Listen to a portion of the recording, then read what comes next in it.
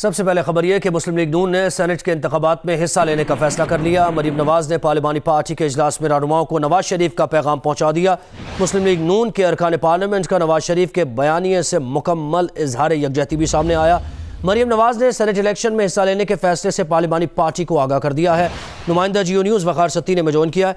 वक़ार, पार्लिमानी party इजलास से मुताल्लिक़ details आपके पास क्या हैं?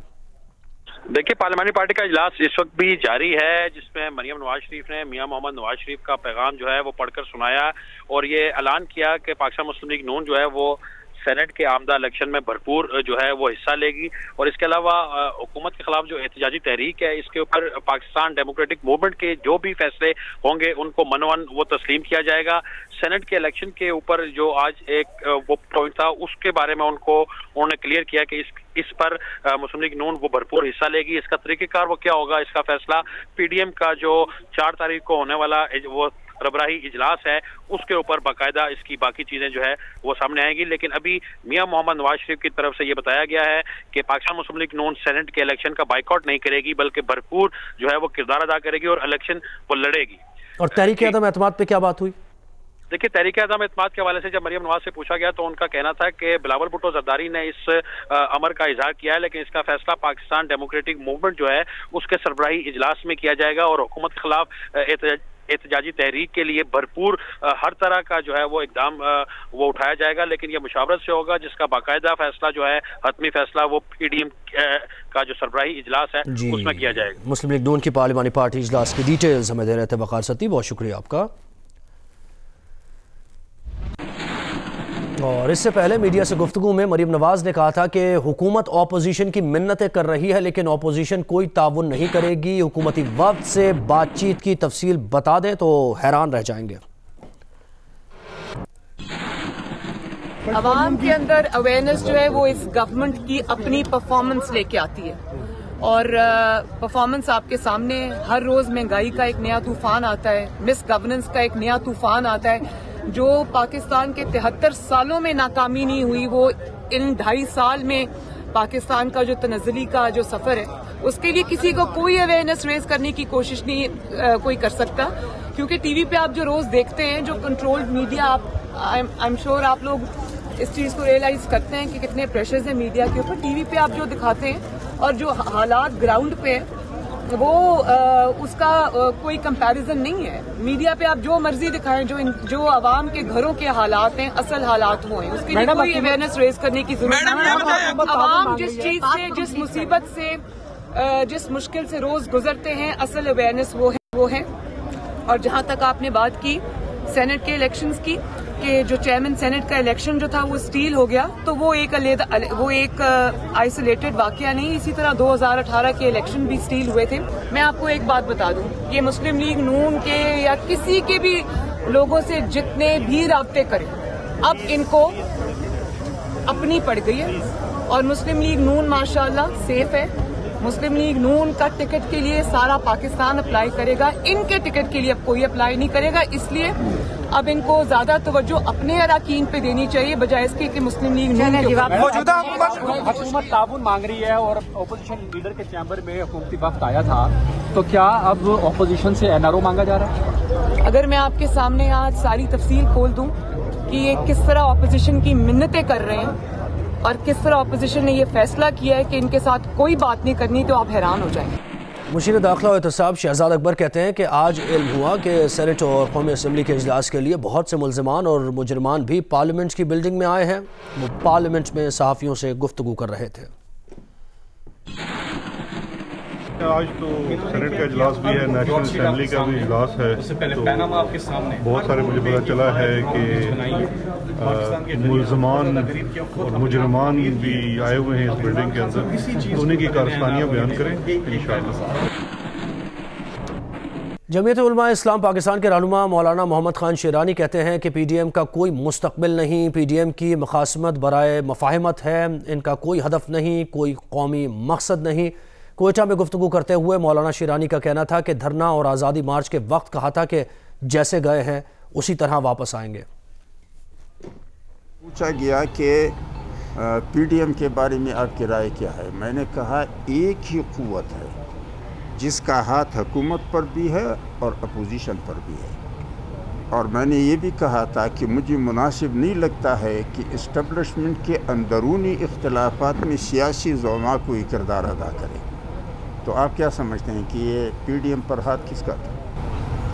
मौलाना साहब, PDM का क्या मतलब आपको नज़र आ रहा है? कुछ भी नहीं है। PDM जो है ये अपोजिशन और इस्टेब्लिशमेंट दोनों मिलकर चक्की के दो पार्टों का किरदार मुल्क के तोड़ने के लिए अदा करेंगे। मैंने ये कहा था, और मैंने ये भी कहा था कि एक ही क़ुव्वत है जिसका हाथ अपोजिशन पर भी है और उसी क़ुव्वत का हाथ हुकूमत पर भी है। और ये भी मैंने कहा था कि ये इनका हर एक इनकी जो मुखासमत है ये बराए मुफाहमत है, कोई हदफ उनका नहीं है कि कोई कौमी मकासद हैं। MQM पाकिस्तान के रहनुमा कराची में प्रेस कॉन्फ्रेंस कर रहे हैं। कहीं के सज्जादा नशीन नहीं है, किसी जागीरदार के बेटे नहीं है, आपके दरमियान रहने वाले कई बार और तालीम याफ्ता, जिस स्टेटस के साथ पहला इलेक्शन लड़ा था, आज का इलेक्शन भी उसी स्टेटस के साथ लड़ रहा है। वो जब मार के लोअर मिडिल क्लास से अपर मिडिल क्लास या अपर क्लास में नहीं गए। हमारे पास अपना किरदार ही हमारी सबसे बड़ी डिग्री है। हमारा माजी हमारा सबसे बड़ा मंशूर है। तो साजिद अहमद भाई जो कि इंजीनियर हैं, ये पूरे कराची की जानिब से उम्मीदवार हैं और उम्मीद है कि इनके पढ़ने वाले वोट और कामयाबी कम से कम इस शहर में जमहूरियत और जमहूरी तरीक़ेकार और जमहूरी उसूल और जमहूरी रिवायात को दोबारा जिंदा करने में माविन और मददगार साबित होगी। मैं हर तरह की हुकूमतों से ये इल्तिजा करता हूं कि जमहूरियती वाहिद रास्ता है, जमहूरियती वाहिद रास्ता है जो कायदे आज़म ने हमारे लिए चुना था, और जमहूरियती वाहिद रास्ता है जिस पर चलकर और जिसके जरिए पाकिस्तान उस मकसद को पा सकता है जिसके लिए बना था।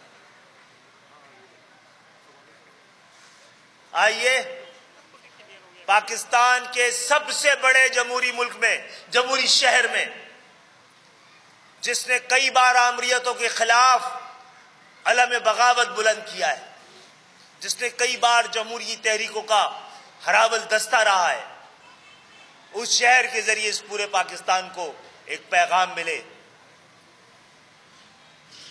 कि वो जमहूरियत जिसके ख्वाब पाकिस्तान को बनाने वाले देखते रहे हैं, उसके आसार अब इस मुल्क में पैदा होना शुरू हो गए। आप सबकी यहाँ आमद का शुक्रिया। हम इस हल्के में इलेक्शन जीतने या हारने नहीं, और पहले कभी भी जीतने हारने के लिए नहीं, दिल जीतने के लिए उतरते रहे। और इस दफा हम पे एक जिम्मेदारी और बाहरी जिम्मेदारी ये है कि यहाँ पर हम इस बात की भी कोशिश करें और ये जता सकें और बता सकें और ये दुआ कर सकें कि पाकिस्तान में असल और हकीकी जमहूरियत के कोई ना कोई इम्कानात जरूर बाकी हैं। वज़ीर आला सिंध कराची में तकरीब से खिताब कर रहे हैं।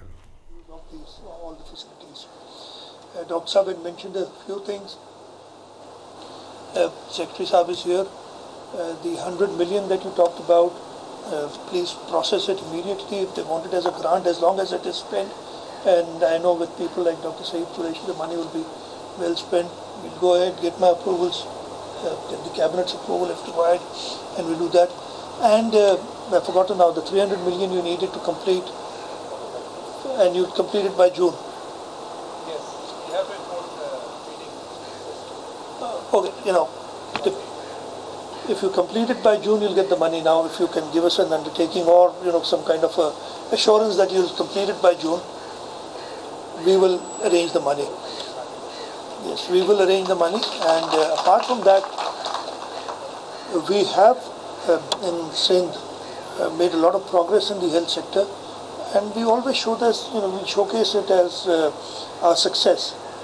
Again, I believe that we've not been able to showcase the success of OJA as much as we should. Now, this is a combination of a number of organizations. The provincial government is there, the university itself contributes, the HEC, the private sector contributes. So we need to showcase all this together and show the people that we can all work together and come up with